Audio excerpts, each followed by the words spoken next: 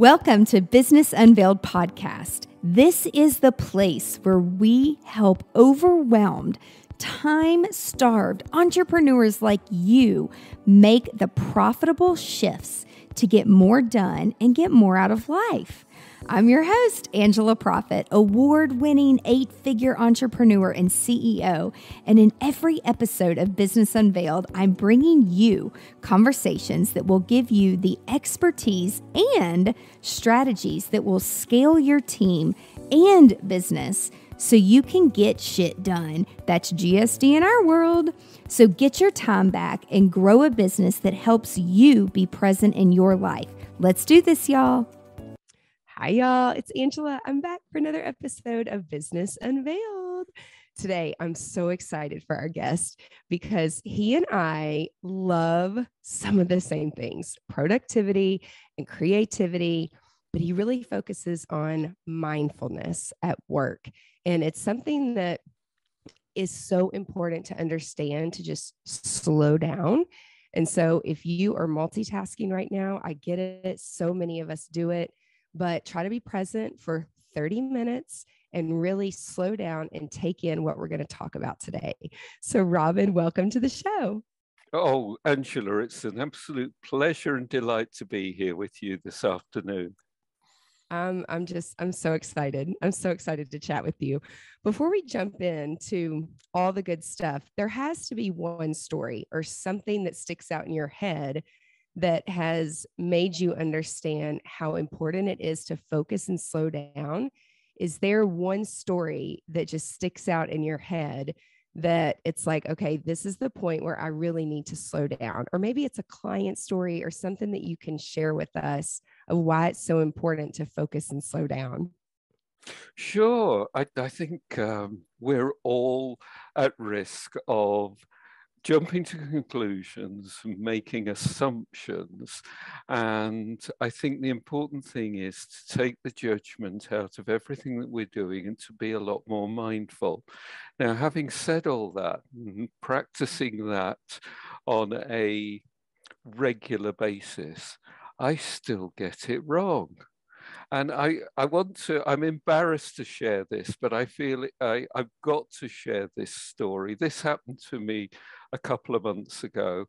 I was in Dubai and I went to the expo in Dubai and I jumped off the coach and I started to make my way quickly towards the exhibition because I was really excited to be there.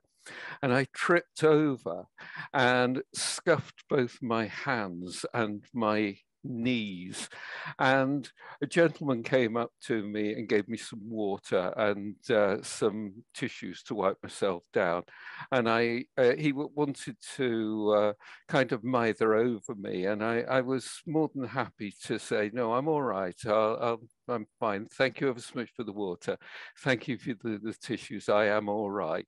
So I went into the expo, really enjoyed it, went back to the coach a little bit earlier and met up with the gentleman again. And he was talking to me about who he was and where he came from. Now, stupidly, I made the assumption that he was a coach driver. And why I should make this assumption, I've got absolutely no idea. But he wasn't. He was on holiday and he was enjoying himself. Now, I didn't disrespect him and I didn't upset him or I didn't say anything untoward because I'd made that assumption. But I am now mortally embarrassed about the fact that I didn't really engage with him as somebody who'd been into the expo because I made the assumption, being the coach driver, he'd seen it all before and was sitting there in the coach waiting for us to return. So I didn't have the depth of conversation I would have liked to have had with him. But I must say, I feel embarrassed and I would like to send out an apology to him. He lives in Riyadh in Saudi Arabia.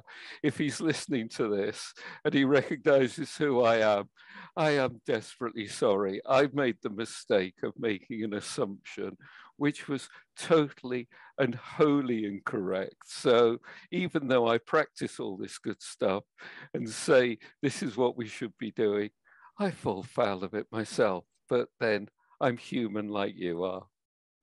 Well, thank you for sharing that. Well, and also too, when you're in probably an unfamiliar place and you do something. I mean, I know like I'm super clumsy and I like fall and I just make fun of myself and laugh, but it does kind of like just it's almost like when I'm on event days and things are happening and people come up to me and talk to me, it's like I can't remember people's names. I can't remember things. It's like I'm focused and I'm like a different person, like in robot mode, because it is like go mode.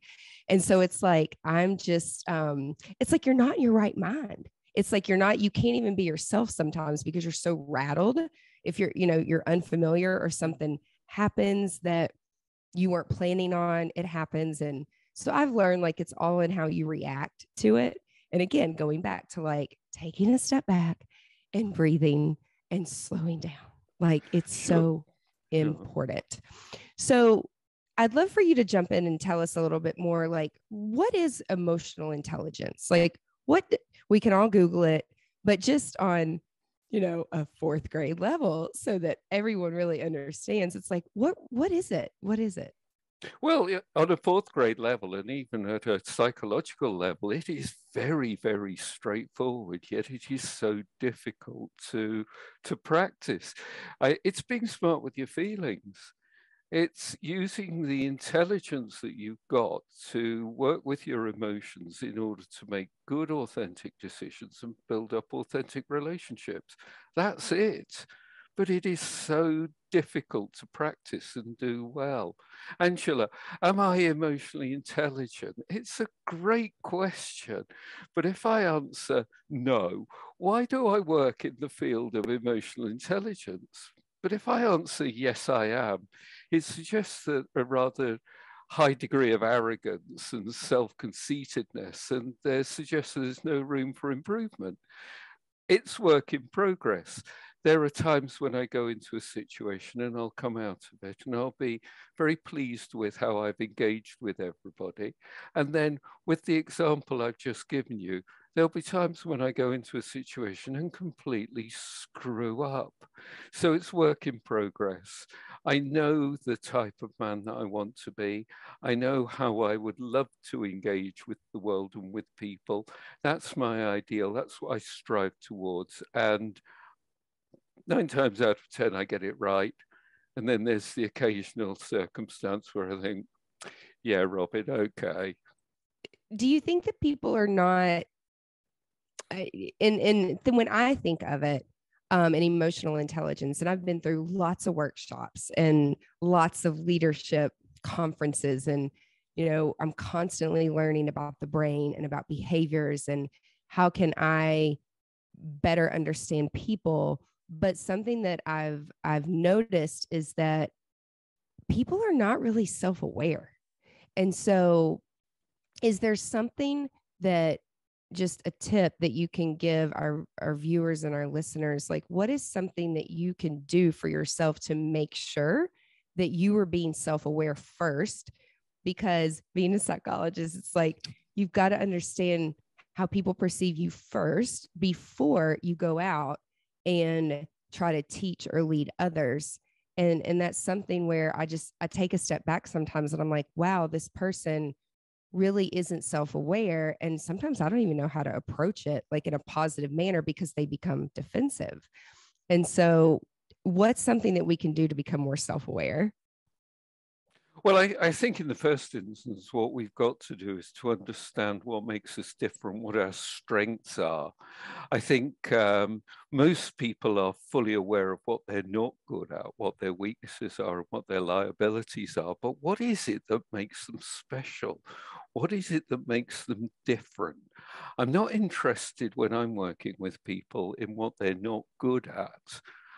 I'm interested in what makes them different, what makes them excel, what makes them a different leader, what is the differential, what is that uniqueness, what is the essence of that individual. And often, if they don't know, I think the important thing is to help them to explore that. And as psychologists, we have a range of tools available to us to help with self-awareness.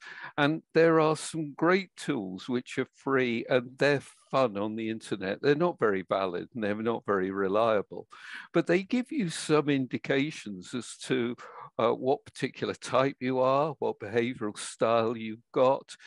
Your own word cluster sort, Angela, is a brilliant tool for helping people to become more self-aware. So take the opportunity. Don't worry about exposing yourself. Worry about what it is that you're good at that you can't recognize in yourself, that everybody else sees in you. And the other important thing is to listen, and to listen to good quality feedback. So if people tell you that you're good at something, don't dismiss it. Oh yeah, everybody does that. Listen to it and think, thank you. I wasn't aware that you see that in me as a core strength, as a core capability. Yeah, I really think too, even as, and I see this in children. I used to teach gymnastics, and it was my class. It was called Tiny Tots, and just I can even tell from like the age of like 3, 4, and 5-year-olds, they don't know how to take compliments. Sometimes, like you just, and sometimes it is the parents, because they're mimicking what they're watching their mom do or their dad do, or whoever the figures are in their life. They emulate what other people are doing, and I see it oftentimes in adults. I mean, I've even caught myself doing it. But you said the most important word, which is listen.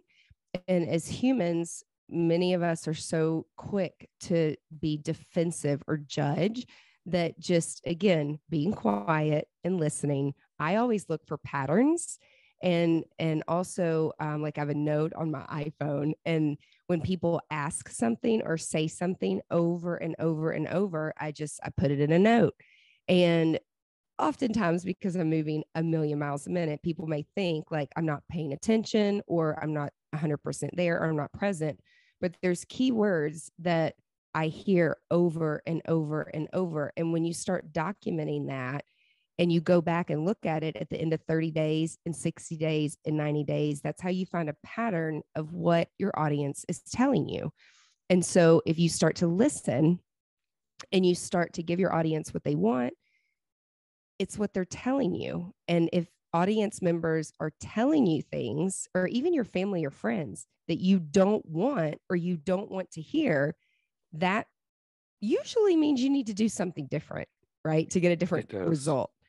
And so it's really simple. It really is, to slow down and listen and be observant. But we're so worried. I'm not worried about this anymore. The whole FOMO thing, fear of missing out, that we're going to miss out on an opportunity, or we're going to miss out on this client, or we're going to miss out on this and miss out on that. If we just slow down, determine our goals, and I don't mean like a bunch of goals, like one personal, one professional every quarter, and maybe 3 a year, because a lot of us are overachievers. It's like, you're not going to be able to get anything done if you don't pay attention and listen. Or worse yet, and I've done this, sabotaging my own time and myself, is I want to do something, but that's not what the people are asking for. And it's a little bit over their head, and they're not grasping the concept of what I'm talking about. And so that's where I have to pull back and listen. And so just with this part, it's so important to just, it's like as humans, we're thinking about the next thing to say or the next story to relate it to what somebody's talking about. It's like, just slow down and listen.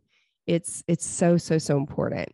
And so how does all this relate to productivity? Because, I'm like psycho in a fun, good way when it comes to like productivity and time management and being present. So how does emotional intelligence and being mindful, how does that wrap in and rope into productivity? Well, I think there's a lot in what you were talking about that is fundamental to emotional intelligence. One of the core components of emotional intelligence is empathy. And empathy is the way in which you can put yourself into the shoes of other people and see things and feel things through them, through their being. And you can't do that unless you learn to listen and you learn to be present and you learn to slow down, to tap into their energy, or speed up to tap into their energy in a way that resonates with them. So ultimately, a lot of emotional intelligence, a lot of mindfulness is being very aware in the present moment as to what's going on around you, and to going back to that fundamental core capability of listening. And listening means not just hearing the words, it's going beyond that. What is being said, what is being communicated in the tone of voice, through the eyes, what is happening with the person's body language, how are they using their words, how are they engaging with you, how are they engaging with you in the present moment. And all of that is this wonderful art of listening that I am still trying my best to master, and on many, many occasions, failing dismally. But I have a head start. I, I think, unfortunately, and I wouldn't wish this on anybody, but one of my core capabilities is the fact that I am mildly to moderately deaf. I wear hearing aids. So I've actually got to concentrate and really focus in on what people are saying, which is great because people say, oh, you're a really good listener, Robin. Well, I'm actually concentrating to try and make sure that I don't miss anything. Now, I lost my hearing 30 odd years ago, and we didn't pick up on it until about 10 years ago. So over that 20-year period, as it was degrading, decaying, I was learning compensating mechanisms. So I'd rather not be mildly to moderately deaf, but hey, that's what I am. So it's part of who I am. It's part of what I am. And here I am. So it's helped me. And I don't see it as a weakness. I see it as a core strength and capability. It makes me more empathetic. But there's still room for improvement. It's so true. There's a, I'm like a nerd when it comes to like all the psychology methodologies. And I'll never forget it. I remember the year exactly. I was in a course, like a business course, and we did this thing called Strength Finders, and it gives you the top 5 strengths and your lowest. I don't even know like what they call it, but it's like focus on the top 5 and don't focus on the bottom 5, and hire people in the top 5 and don't, but my last thing, there was like 30 something. My very last one was empathy. And it was a huge eye opener for me because as I started to listen to what people were saying about me in the community, like Angela's a robot, Angela doesn't need to sleep, and how does she do all this stuff, and da da da da da. And while I was acting very robotic, I wasn't practicing empathy. I wasn't raised by parents. My parents were super hard workers, and I'm very grateful for that. But there was very, very little empathy within my family, in my household growing up at all. And so it's something that I constantly struggle with. And even when the pandemic started, it really helped me take a step back and understand that I'm not the one to feel sorry for myself, right? Like I'm a solution person. It's like, okay, how can we fix this? Like, we don't need to wallow in sorrow over here. Like, we just need to figure out a solution and like move forward. But then again, it's like I had to learn to slow down, listen to what people are wanting, listen to what people are actually needing, rather than just like what do people call it? It's a bull in a china shop or something like that. There's like some silly saying like that. And so for me, it's like the pandemic was actually very healthy, and it was very good personally, just very personally for me to take a step back and realize like people need motivation. People need community. People need other people to help lift them up. And it has taught me to be much more empathetic. And it's something that I still struggle with. And it's something that I still am working through, because I was taught, don't wallow in sorrow, get up, and it's going to be okay. And it will be okay. But instead of, really being upset about those things, it's like, learn from it and try to turn it into something good. Just like your hearing. I'm actually deaf in one of my ears, and have been for a long time. And so when people were wearing masks, I read lips. I can't hear a lot. Like, my hearing is bad, period. And so, when we were able to go out in public and meet with people, but we had to wear a mask, I wouldn't do it. I would rather talk with people over Zoom because I can't hear them. And then if there's music on in the background, or if there's noise in the background, like, forget it, just forget it. And I feel so rude. I'm like, huh? What? Excuse me? Can you say it again? And it is kind of embarrassing, but you just make do with it. And, I don't want to say, oh, I'm deaf in this ear and this. And it's like, I'm trying to pay attention. So I 100% relate to you when you're saying, like, when you can't hear and you can't see somebody's lips, it's a whole nother level of feeling lost. And I can't empathize with people when I can't, I'm only getting like a fourth of the story.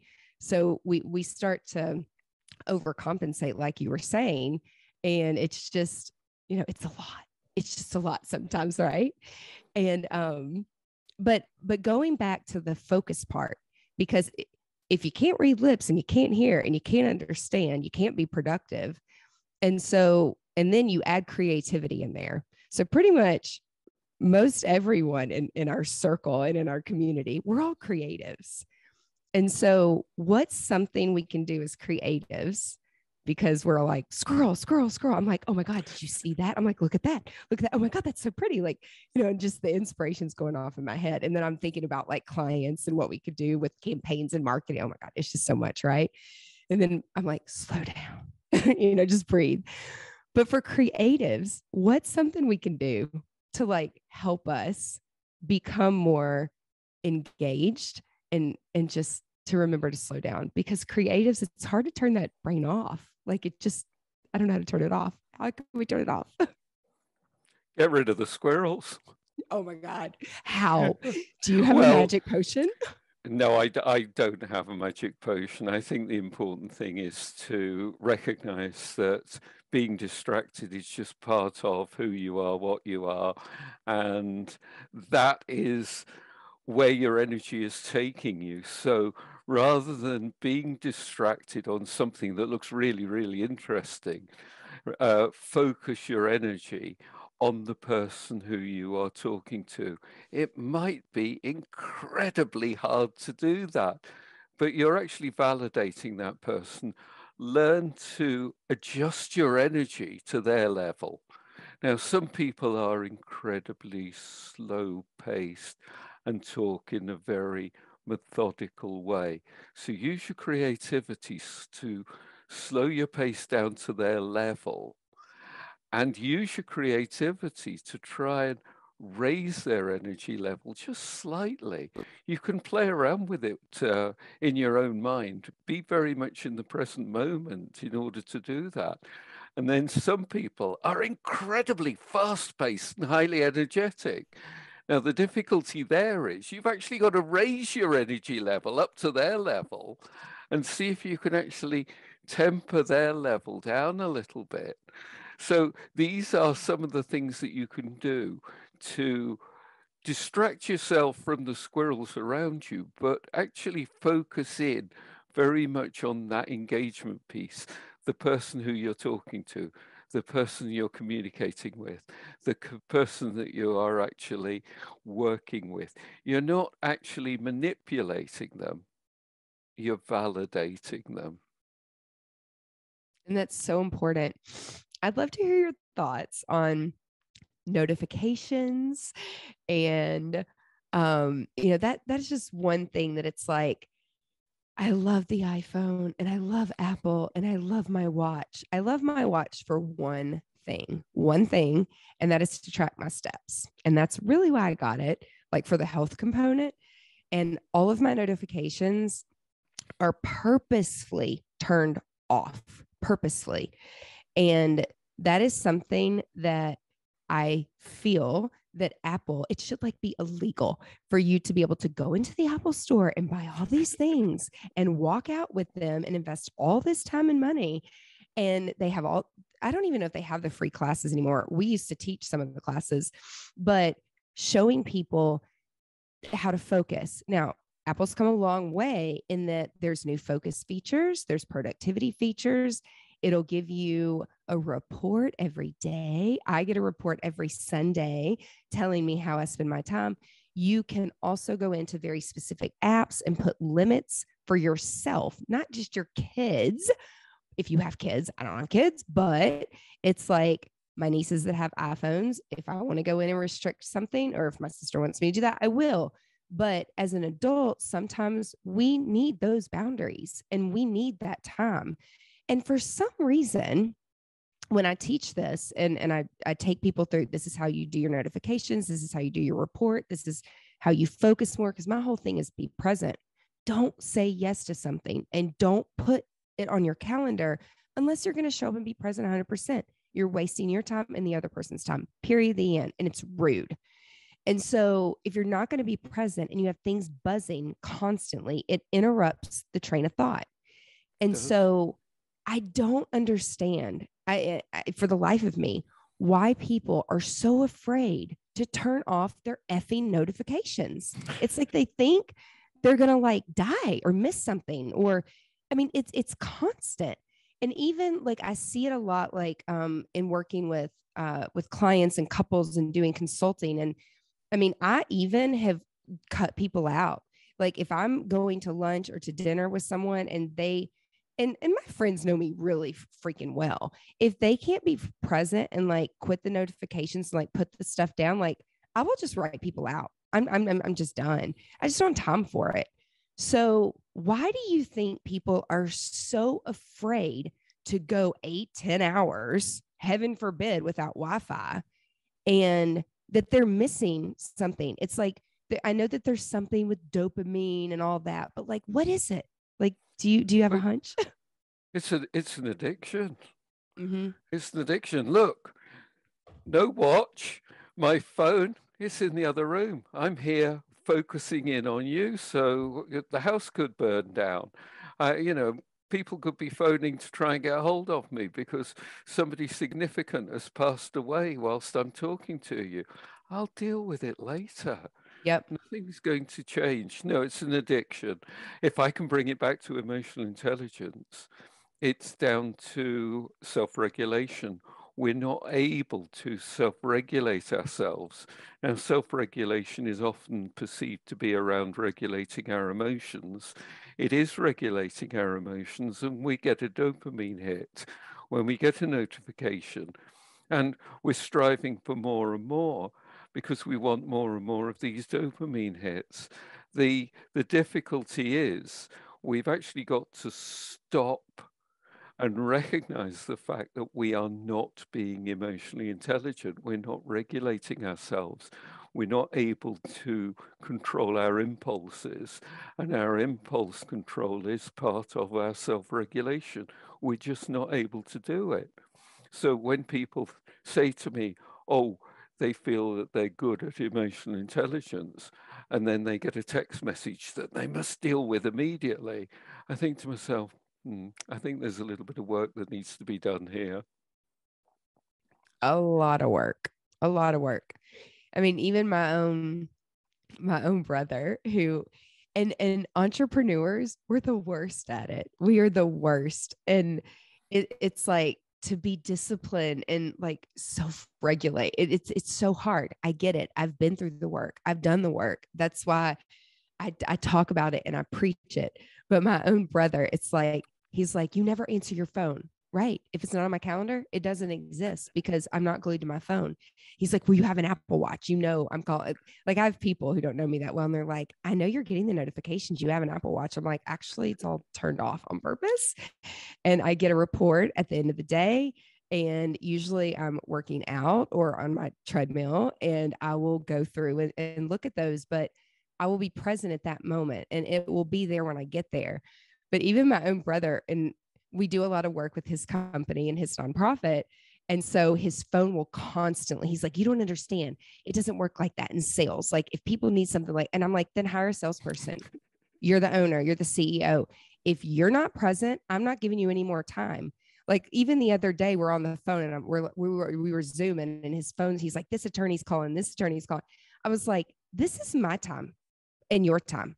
So either they can wait or I'm getting off and I'm done. And he knows, like, I mean it. And he's like, okay, sorry. I know. It's just, I mean, there's just so many things and it's so distracting and you can't get anything done. It's like we spend 4 hours in a strategy meeting, but there's so many interruptions. It's so aggravating and it's just rude. And so I even do it to my own family sometimes. I'm like, either be present or I'm leaving. And I've done that. I've got up and I've just left before because it's just like, I got better things to do than to be halfway here with you. So it's like one thing that I've learned is just, it's just like if you're trying to diet, don't bring the cookies in the house. Don't bring the sugar in the house. Just don't bring the cake home. Last night, I picked up my dog. My groomer's like, Mama made some peach cobbler. Do you want some peach cobbler? I'm like, I am trying not to eat sugar. And you know that. No, I don't want any peach cobbler, but it smells really good and it looks really good. I'm like, I got to get out of here, before I just take one bite, because I can't just take one bite. I got to eat a whole freaking bowl. And it's just discipline. And again, like being self-aware of like what's going on, around you. Do you have a client story that just, because you've trained thousands of people all over the world. Do you have just a story that sticks out in someone that you thought, this is never going to work, they're never going to change, they're never going to make any impact, but then they surprised you and they surprised themselves and they turned it around? Like, do you have any stories like that? Oh, let me think. I'm sure there is one there. Our audience loves stories, like, because if they can like see themselves like in a story, that's what we get feedback on the most, is like people love stories. Yeah. Well, let me give you an example of a client who I had been working with for a number of years, and they were working with me in terms of some coaching and some personal development. And as you know, when you are coaching somebody, you're not giving them solutions. All you're doing is asking them the deep, penetrating questions, the questions they just do not want to be asked. And I was working with somebody who was having some real problems in terms of managing their team. And they were not being perceived as being the leader of the team, just simply because they were very, very forthright in terms of their demands around the task. And what was happening is that the team were doing what they were told to be doing, but they just weren't engaging with the leader in a kind of human way. They were almost being robotic. So to actually work with that individual, I'd taken them through an assessment, a DISC assessment, very similar to the word cluster sort. And we came out with the indication that they were very high dominance, very, very assertive, very brusque, very blunt, very task focused, very results focused, very outcome driven. And they saw that as a real strength. But I was saying to them, yes, it is a real strength, but you're overplaying it to the point where you're missing the human bit.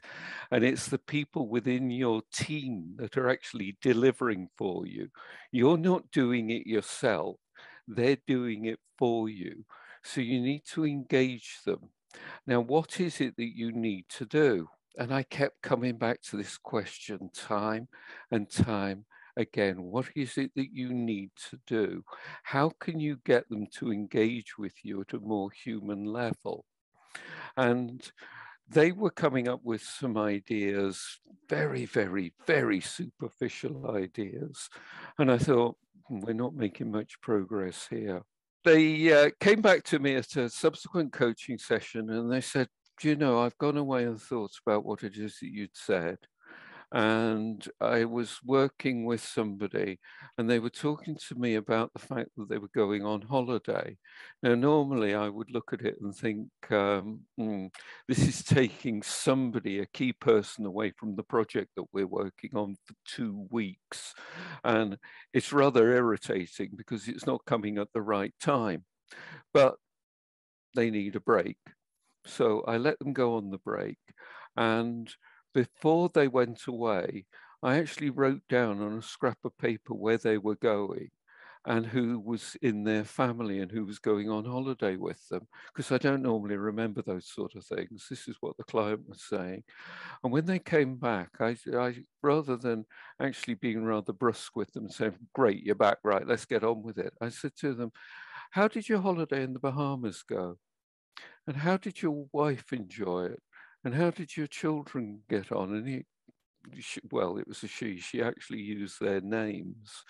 And she said, you know, I had a much better, productive conversation with that person because I did that one little thing. And I thought, hallelujah. It was something that they had done. But I was the catalyst towards that, and I really don't take any credit for what they'd done at all, other than the fact that I pointed them in that direction. But they came to that conclusion themselves. They did it themselves. And I thought at one point, we're not making any progress here whatsoever. They are so focused on being the boss, being the manager, being the one who's leading the project, that they're completely missing the human element of it. Now, small steps. I think they fell flat on their face a number of times afterwards, but it was a small step in the right direction.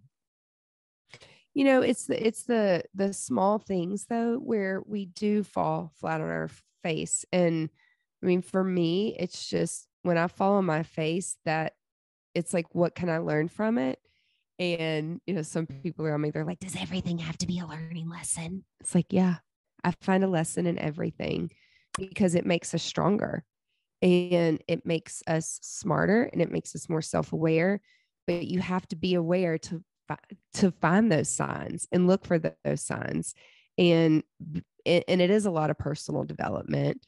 And something I've learned over time is like, you have to want to be helped, that you can't make people want to be helped. And that's one thing that, you know, talking about energy and focus is like, I used to put my energy into some people because I wanted them to see something, or I wanted them to feel what I felt. And oftentimes when I'm speaking, people think that I'm like angry on stage. They're like, gosh, like my armpits are like sweating.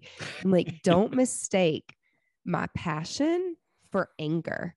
It's just, I never want you to have to go through some of the stuff that I've gone through because it's hard. And if I can save you from some of those things and share these things with you, why would I not do that? But the human element that I was missing is sometimes people have to feel the pain themselves before they're going to do anything with it. And so I was completely wasting my time and my energy on other people who didn't feel the pain yet. But it took me years to understand that because, of course, I've had coaches and consultants, you know, tell me these things. But until you feel it and go through it yourself, some people just aren't ready. And that's okay. It's not a reflection on you. It's not a reflection on your work. It just means they're not ready. And so do you find yourself saying no more than yes when you're working with, when people want to work with you because you know they're not ready? Oh, most definitely. I think the beauty of what I'm doing at the moment is working with and preparing and selling a lot of online courses. Now, I know that there are loads and loads and loads and loads of people out there who are keen and eager and want to learn about emotional intelligence, but it's up to them to decide that they want to take a course, not for me to say, oh, here's a course for you, you must take this. Now, traditionally, I will go out and sell the courses in that way, but what I'm doing really is helping them to realize where the pain points lie and helping them to realize that I've got a solution that may help them, and putting them in control and allowing them to make the decisions that they need to make as to whether my courses are going to help them. And then there are some people that take my courses and they get a lot from it. They love them and they come back for more. And there are some people that take my courses and they don't like me, they don't like my delivery style, they don't like my hairstyle, they don't like my eyes, I don't know what it is, but yeah, that's fine. That's fine. There are other great courses out there on emotional intelligence, and if mine aren't right, hopefully they'll find something that is. Yep. You're not for everybody, and that's okay. You're not for everybody. You can't be all things to all people. Cannot. We only have so much time and energy to give. It's so true. So you have a free online course that talks about working on mindfulness. And so we'll put that link in the show notes, and we'll link all your social media. And if people want to connect with you, do you have a favorite platform where you hang out? Well, I find that LinkedIn is the platform for me in terms of communicating with people. I find that people are a little bit more business focused there. I do go into Facebook myself on a daily basis just to look at various things, but it's more fun on Facebook. And I get a lot of people trying to get me to advertise on Facebook, and I've tried it, and it does not work for me, and it doesn't work for my business. Or I'm missing a big trick here and I don't know what it is. And please, I don't want anybody contacting me saying they can help me get traction on Facebook. I really am not interested. LinkedIn, yeah, I find I get much, much better quality levels of discussion and communication through LinkedIn. Twitter, I tweet, but not to any great extent. So I think LinkedIn is the one for me at the moment. Awesome. So if you want to connect with Robin, go on LinkedIn and we'll put all the links there. Thank you so much for your time today. This was amazing. It's been brilliant, Angela. Thank you ever so much for your time too. And thank you for your time for listening and watching. And be sure to tune in next week for another episode of Business Unveiled. Bye, y'all. That's it for this week's episode of Business Unveiled. Now that you have all the tools that you need to conquer the world and GSD, get shit done, would you share this with your friends and fellow business leaders? One thing that would really, really help us and help new listeners is for you to rate the show and leave a comment in Apple Podcast, Spotify, Stitcher, or wherever you tune in and listen to Business Unveiled. You can check out the show notes at angelaprofit.com/podcast and link up with us on social media so you can share your biggest insights. And I want to know your aha moments. Until next week, remember, the profitable shifts and structures you're creating in your business help you be more present in your life. So get out there and GSD.